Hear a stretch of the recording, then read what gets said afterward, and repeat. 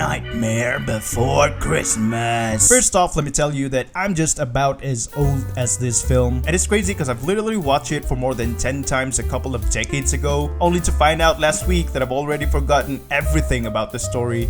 Like everything. And it's a good thing that I decided to rewatch the whole thing, not just so I wouldn't look dumb in this video, but I also found out that I've been actually confusing the plot of this story with another story from an entirely different movie. Like, I literally believed that the story of Jack Skellington was like the story of Corpse Bride, if that makes any sense. But what always seemed to have intrigued me even to this day was the art style and those odd looking houses. And I've been wondering lately, what would Jack's house look like in the real world?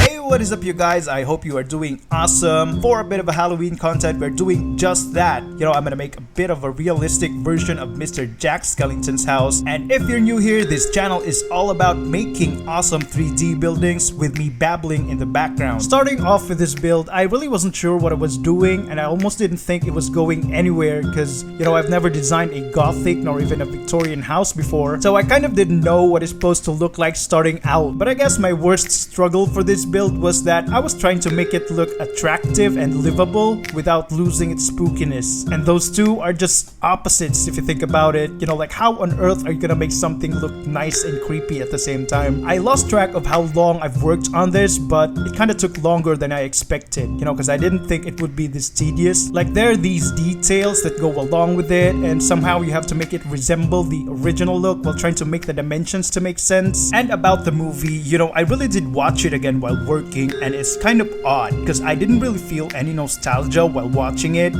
I guess this is how it is when you're old. And I could hardly recall that there was even this boogeyman and that Christmas and Halloween town. The only thing that really stuck with me was Jack and his girl in that very distinct stop motion art style in the story of Corpse Bride. Anyway, after watching it again last time, I thought it was good. I still really loved the art style and I liked the musical. The story was nice and it wasn't anything too crazy, but I found it really interesting because it's not just one of those children's stories that are cliche. Spoiler alert for what I'm about to say, but what I really loved about that movie was that it was just not too cheesy. It was more like, oh, hey, let's try out this idea that I just thought about. It's gonna be so fun, it's gonna be awesome. Let's go out there and try it out. Then boom.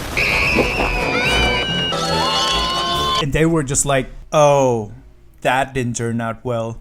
Look, I am so sorry. I'm just gonna get out of here. And that's it. That's pretty much the story. Like, it's not trying to prove anything. Back to the build, as you can see, Skellington's house was intentionally made to feel unsettling, so they had it beveled to make it kind of look unstable. And though the original look is a bit too exaggerated, I still think I can maintain that kind of effect if I had some parts of the second floor protruding. And I'm a bit annoyed because I know I was trying to make it seem buildable when it was starting, but I totally lost sight of that halfway. Like, there are just parts that are just not possible. Obviously you can't build a house in a cliff that thin, especially with a basement, but still I think it looks pretty neat, to be honest, and it's a bit more realistic looking than the original at least. Please don't forget to hit that like button, you guys. I think I'm gonna wrap up with this build. That's it for our realistic Jack Skellington's house, but on an impossibly thin cliff. It has 3 bedrooms inside with a basement, a balcony on the rear side. I think it looks cool, but I don't think I want to live there. I guess it ended up on the creepier end. Thanks for hanging out. I hope to see you on the next build.